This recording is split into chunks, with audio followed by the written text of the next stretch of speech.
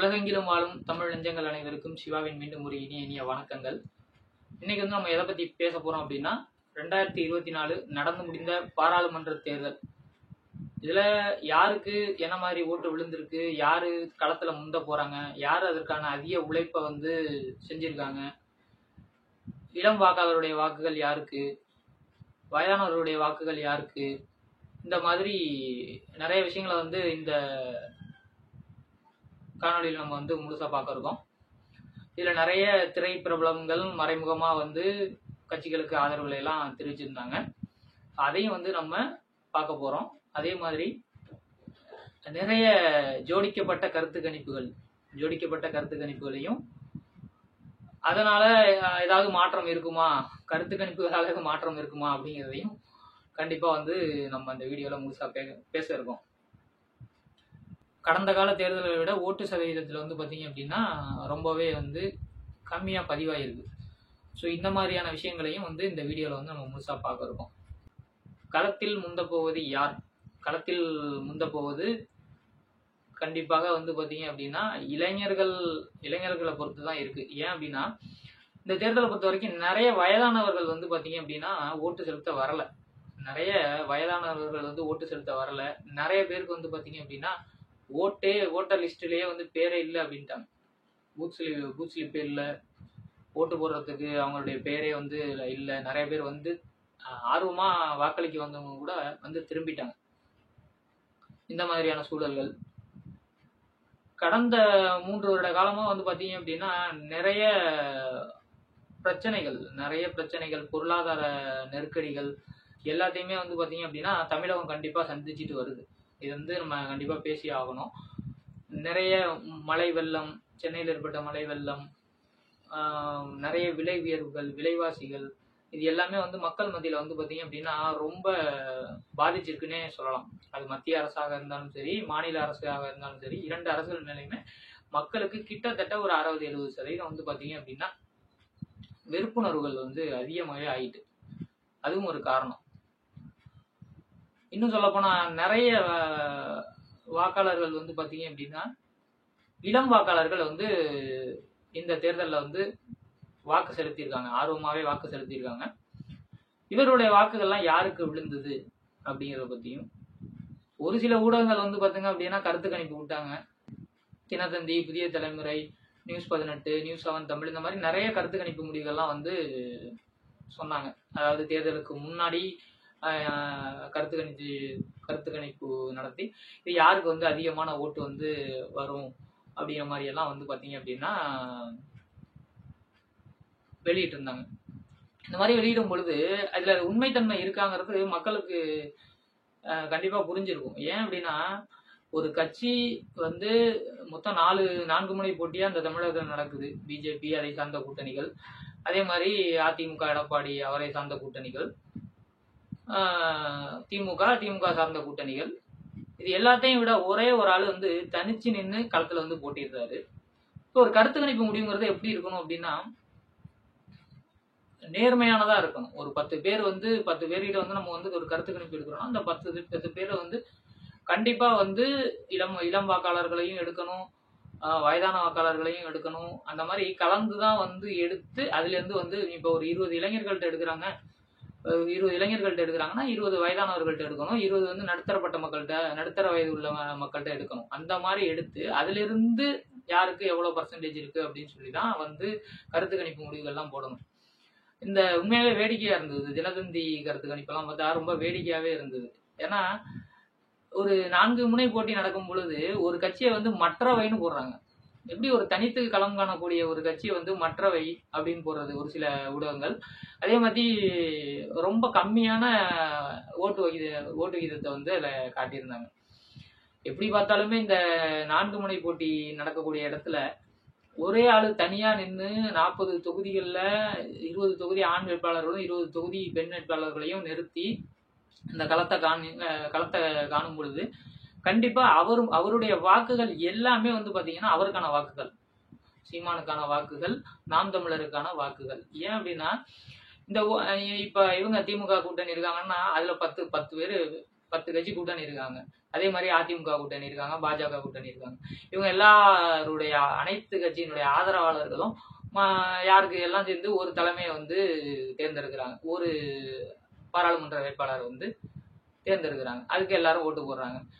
இப்ப இவர் வந்து தனியா போடும்பொழுது இவருக்கான விழுந்த வாக்குகள் எல்லாமே இவருடைய வாக்குகள் அப்படிங்கிறத உறுதியா சொல்லலாம். அப்படி தனிச்சு களம் காணும் பொழுது கண்டிப்பா இவருடைய ஓட்டு வீதம் வந்து பழைய நிலைமையிலிருந்து கண்டிப்பா இந்த வாட்டி மாறுறது உறுதி. இளம் வாக்காளர்கள் எல்லாருமே தேடி சென்று மைக் சின்னத்துல வந்து ஓட்டு போட்டுக்கிட்டு இருக்காங்க, ஓட்டு போட்டிருந்தாங்க. இது எப்படி நம்ம வந்து சமூக வலைதளங்கள்லாம் பார்த்தீங்கன்னா நிறைய வீடியோஸ் பார்த்தோம், நிறைய எல்லாம் மைக் சின்னத்துக்கு தான் ஆதரவு. அதே மாதிரி நிறைய வேடிக்கையான சில சம்பவங்களும் வந்து பார்த்தீங்க அப்படின்னா வாக்ககங்கள் எல்லாம் நடந்தது. என்ன அப்படின்னா கரை வெட்டி கட்டியிருக்காரு, ஏடிஎம்கே வெட்டி கட்டியிருக்காரு, டிஎம்கே வெட்டி கட்டியிருக்காரு. இவங்கெல்லாம் வந்து பார்த்தீங்க அப்படின்னா ஓட்டை போட்டுட்டு வரும்பொழுது மைக்குக்கு தான் தம்பி போட்டுருவோம் அப்படிங்கிற மாதிரியான ஒரு சில வார்த்தைகளை வந்து சொன்னாங்க. ஆனால் என்ன கரை வெட்டி கட்டியிருக்கீங்க, எப்படி நீங்கள் வந்து மைக்குக்கு போட்டுருக்கீங்க, அதை ஏன் தம்பி கேட்குறீங்க, ஊருக்குள்ள வந்து நம்ம வந்து இந்த வேட்டி கட்டியிருக்கோம், ஊருக்குள்ள பிரச்சனையாகும்பா, என் பையன் வந்து இதுக்கு தான் போட சொன்னான், என் பையன் சொன்னான், படித்த பையன் சொல்கிறான், அவன் சொல்கிறதானா நான் கேட்கணும், என் பொண்ணு சொன்னிச்சு, அதனால நான் வந்து மைக்குக்கு தான் போட்டேன். பட் ஆனால் களத்துக்கு போகும்பொழுது நாம் இந்த மாதிரி தான்ப்பா இருக்க வேண்டியதாக இருக்குது அப்படின்னு சொல்லிட்டு மாற்றி குத்துனவர்களும் நிறைய பேர் இருக்காங்க. அதே மாதிரி இளம் வாக்காளர்கள் வந்து பார்த்தீங்க அப்படின்னா ஓட்டு போட போகும்பொழுது மாற்றி கீத்தி நீ வந்து நாம் தமிழருக்கு போட்டுறாத அப்படின்னு பயப்படுறாங்க. இளைஞர்களை கண்டாலே பயப்படுறாங்க. இளைஞர்கள் போகும்பொழுது மாற்றி போட்டுறாதப்பா, நாம் தமிழருக்கு போட்டுறாத, வந்துட போகுது பிஜேபியோட பி டீம் அது இது இப்படின்னு நிறைய இது ஓட்டு போட விடாம ஓட்டு போட போற இளைஞர்கள்ட்ட வந்து மூளைச்சலவை செய்து அந்த நேரத்தில் மாற்ற மாதிரியான வேலைகள்லாம் அது வந்து நடக்காது, அது எடுபடவும் எடுபடாது. இனிமலுக்கு இந்த திராவிட அரசியலை வந்து கிழித்து தொங்க விடுறதுக்காக தான் அந்த இளைஞர்கள் எல்லாமே ஒரு மாற்றத்தை தேடி வாக்களிக்கிறாங்க. அவங்கள்ட்ட போய் நீங்கள் வந்து கடைசி இந்த 2 நிமிஷத்தில் நீங்கள் பேசுறதுல வந்து ஒரு மாற்றம் ஆக போகிறது கிடையாது. சிரிச்சுக்கிட்டே போய் நிறைய பேர் ஓட்டு போட்டுட்டு வந்த பசங்க அதிகம். ஒவ்வொரு கிராமத்துலையும் இப்போ வந்து எல்லா கிராமத்துலையுமே வந்து பார்த்தீங்க அப்படின்னா போன தேர்தலை விட கம்பேர் பண்ணும்பொழுது இந்த தேர்தலில் வந்து பார்த்தீங்கன்னா சிறப்பாகவே வந்து நாம் தமிழர் கட்சியினர்கள் வந்து களமாடி இருக்காங்க. களமாடி நிறைய 75% பூத்தில் வந்து பார்த்தீங்க அப்படின்னா இப்போ பூத் ஏஜென்ட் உட்காந்துட்டாங்க. கண்டிப்பாக 2026 தேர்தலில் வந்து பார்த்தீங்கன்னா அனைத்து வாக்ககங்கள்லையுமே வந்து பூத் ஏஜென்ட் வந்து நாம் தமிழர் கட்சிக்கு இருக்கும். கண்டிப்பாக அதற்கான பணிகளை வந்து அவங்க மேற்கொண்டுருக்காங்கன்னா இளைஞர்கள் கூட்டம் வந்து சேர்ந்துக்கிட்டே இருக்காங்க. நீங்கள் பிரச்சார நேரத்திலேயே சீமான் வந்து பார்த்தீங்க அப்படின்னா கிட்டத்தட்ட வாகன பரப்புரையிலையும் சரி மேடை கூட்டங்கள்லையும் சரி அதிகமான பரப்புரையை மேற்கொண்டு அதிக மணி நேரம் வந்து பேசி இந்த குறிப்பிட்ட சில நாட்களுக்குள்ளேயே வந்து பார்த்தீங்க அப்படின்னா ரொம்ப ரீச் பண்ணியிருக்காரு இளைஞர்கள்ட்டையும் மக்கள்கிட்டையும். அவர் பேசும்பொழுது மட்டும் இல்லாமல் அவருடைய வேட்பாளர்கள் பேசுகிறதும் வந்து பார்த்தீங்கன்னா அந்த தொகுதி சார்ந்த பிரச்சனைகளை எல்லாம் எடுத்து சொல்லி பேசியிருக்காங்க.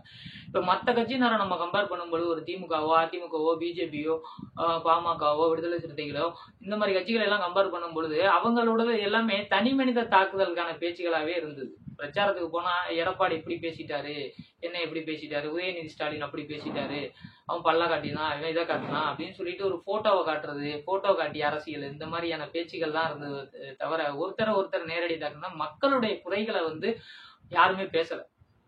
மக்களுடைய குறைகள் என்ன, மக்களுடைய பிரச்சனைகள் என்ன, அதை எப்படி தீர்ப்பேன் அப்படிங்கிற மாதிரி எல்லாம் எந்த வேட்பாளரும் பேசலை. ஆனால் நாம் தமிழருடைய 40 வேட்பாளர்களும் களத்தில் வந்து ஒருத்தரும் பேசினாங்க.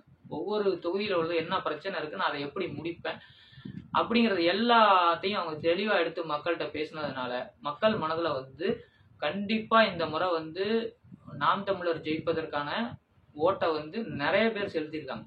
அதே மாதிரி இளைஞர்களும் மாற்றத்தை தேடி நிறைய வந்து பார்த்தீங்க அப்படின்னா ஒரு சில கொள்கைகள் வந்து முரண்பாடாக இருந்தாலும் ஒதுங்கியிருந்த இளைஞர்களும் கூட தனிச்சு திரும்ப நின்று இவங்களை எதிர்த்து போட்டி போறாரு, கண்டிப்பா அவருக்கு தான் ஓட்டு போடணும்னு சொல்லி கண்டிப்பா மாறிட்டாங்க. திராவிட கொள்கைகள் திராவிட சித்தாந்தங்கள் இனிமே தமிழ்நாட்டில் எடுபடாது அப்படிங்கிறது வந்து பார்த்தீங்க அப்படின்னா இந்த தேர்தல் 2024 தேர்தல் மூலமா நிரூபணம் ஆகிடும், கண்டிப்பா ஆகிடும். ஏற்கனவே வந்து பார்த்தீங்க அப்படின்னா நிறைய கொள்கைகள் சீமானுடைய கொள்கைகள்லாம் வந்து பார்த்தீங்கன்னா இப்போ காப்பி அடிச்சு திராவிட திருவாளர்கள் வந்து பண்ண ஆரம்பிச்சிட்டாங்க.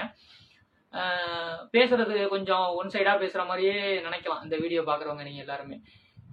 என்ன உண்மையோ அதை தான் பேசிட்டு இருக்கோம். என்ன உண்மையோ அதை தான் பேசிட்டு இருக்கோம். கண்டிப்பா தமிழ் தேசியம் வளர்ச்சி அடைஞ்சிருக்குங்கிறத இதுல மாற்றவே முடியாது. அது இந்த வரப்போற ரிசல்ட்ல வந்து கண்டிப்பா வந்து தெரிஞ்சிடும். இந்த இளைஞர்களுடைய வாக்குகள்லாம் யாருக்கு விழுந்துச்சு, என்ன நினைச்சிட்டு இருக்காங்க பாதி பேர் வந்து ஏடிஎம்கேக்கு ஓட்டு அதிகமா விழுந்திருக்கு, டிஎம்கேக்கு அதிகமா ஓட்டு விழுந்திருக்கு அப்படின்னு. யாருக்கு அதிகமாக ஓட்டு விழுந்தாலும் தமிழ் தேசியம் வளர்ந்து இளைஞர்களுடைய வாக்குகளும் சரி, இளைஞர்கள் மூலியமாக வயதானவர்களுடைய வாக்குகளும் இந்த முறை நிறைய மைக் சின்னத்திற்கு விழுந்திருக்கு என்பதுல எந்த மாற்றமும் இல்லை. நீங்க என்னதான் பணம் கொடுத்திருந்தாலும் அதை வாங்கிட்டு மாத்தி போட்ட உறவுகள் அதிகம் அப்படிங்கிறது இந்த தேர்தலில் நிரூபணமாகும். இனிமே இந்த பணம் கொடுக்குற அரசியலும் போக போக எடுபடாது. அதே மாதிரி திரைப்பிரபலங்கள் வந்து பாத்தீங்க அப்படின்னா திரு விஜய் ஆண்டனி எல்லாம் வந்து பாத்தீங்கன்னா வந்துட்டு ஓட்டு போட்டுட்டு வந்து நான் யாருக்கு ஓட்டு போட்டேன்னு தெரியணுமா உங்களுக்கு? அதுதான் வந்துருக்கீங்களா? வேற என்ன வேணும் உங்களுக்கு தகவல்னு சொல்லிட்டு மைக்கை கொடுங்கன்னு மைக்கை பிடிச்சி அப்படின்ட்டு ஒரு சிம்பாலிக்கா சொல்லிட்டாரு, நான் தான் மைக்குக்கு தான் ஓட்டு போட்டிருக்கேன். கண்டிப்பா அவருடைய ஆதரவ ஃபேன்ஸ் எல்லாருமே வந்து அவங்களுக்கு ஓட்டு போட்டிருப்பாங்க. அதே மாதிரி விஜய் தெரியும், விஜய் வந்து 2026 அரசியலுக்கு வரப்போறதா சொல்லியிருக்காரு. அவருடைய பாட்டு கூட வந்து மைக்கை கையில் எடுக்கட்டுமான்னு சொல்லி மைக்குக்கு ஆதரவான பாட்டாவே இருந்துச்சு. ஸோ இதெல்லாம் பார்க்கும்பொழுது வந்து பார்த்தீங்க அப்படின்னா கண்டிப்பாக விஜய் ரசிகர்கள் வந்து விஜயும் சரி, விஜய் ரசிகர்களும் சரி, நாம் தமிழர் சீமானும் சரி, இவங்க களத்தில் வந்து பார்த்தீங்க அப்படின்னா எந்த இடத்துலையுமே விஜய் வந்து விட்டு கொடுத்தது கிடையாது. அதே மாதிரி விஜயும் வந்து பார்த்தீங்கன்னா சீமான் அவர்களை விட்டு கொடுத்தது கிடையாது. கடைசியாக வந்து பார்த்தீங்கன்னா சீமான் அவர்கள் பிறந்தநாளுக்கு கூட விஜய் வந்து ஃபோன் பண்ணி வாழ்த்தெல்லாம் தெரிவிச்சிருந்தார். அப்படிலாம் இருக்கும் பொழுது விஜயும் கண்டிப்பாக வந்து சீமானுக்கு ஆதரவு தெரிவிக்கிறாருங்கிறதுல வந்து விஜய் ரசிகர்கள் ரொம்ப உறுதியாகவே இருக்காங்க. அதை நம்ம களத்திலையும் பார்க்க முடிஞ்சிச்சு. நிறைய விஜய் ரசிகர்கள் அண்ணனுக்கு போட்டேன் அப்படிங்கிற மாதிரி எல்லாம் வந்து சொல்லியிருந்தாங்க. ஸோ இது எல்லாமே ஒன்றிணைந்து பார்த்தீங்க அப்படின்னா கண்டிப்பாக அதோட ரிசல்ட்டில் வந்து தெரியும். ஆனால் ஒரு சிலர்கள் வந்து திமுக தான் அதிக அளவில் இந்த பாராளுமன்றத்தில் வந்து ஜெயிக்கும் அப்படிங்கிற மாதிரி சொல்லியிருக்காங்க. ஜெயிக்கலாம். ஜெயித்தாலும் கண்டிப்பாக திமுகவினுடைய ஓட்டு வங்கி குறைகிறது. கண்டிப்பாக குறையும். பிஜேபி வளர்ந்துட்டுன்னு சொல்லி ஒரு பிரம்மாண்டமான ஒரு மாயையை வந்து பார்த்தீங்கன்னா கிரியேட் பண்ணியிருக்காங்க. இந்த மாயையோட பிம்பம் எல்லாம் உடைந்து சிதறப்போகிற நாட்களும் வந்து பார்த்தீங்க அப்படின்னா இந்த முடிவுகள் தான், தேர்தல் முடிவுகள் தான்.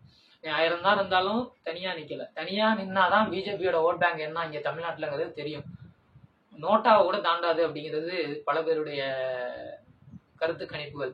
ஆனா இப்போதைக்கு வந்து பாத்தீங்க அப்படின்னா கூட்டணி கட்சிகள், ஒரு சில சின்ன கூட்டணி கட்சிகளால கொஞ்சம் ஓட் பேங்க் கூட வரலாம். பழைய இதை விட, ஏற்கனவே வாங்கின விகிதத்தை விட இப்போ வாங்க. பிஜேபி தனித்து நின்னா மட்டும்தான் அவங்களுடைய வாக்கு சதவீதம் என்னங்கிறதெல்லாம் தெரிய வரும்.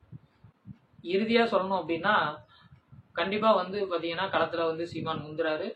அதுக்கான எந்த மாற்றமும் கிடையாது. எத்தனை கருத்து கணிப்பு முடிவுகள் போட்டாலும் சரி, நீங்க என்ன செஞ்சாலும் சரி, மக்களுடைய முடிவுங்கிறது வந்து பாத்தீங்க அப்படின்னா கண்டிப்பா தேர்தலுடைய முடிவுல தெரிஞ்சிடும்.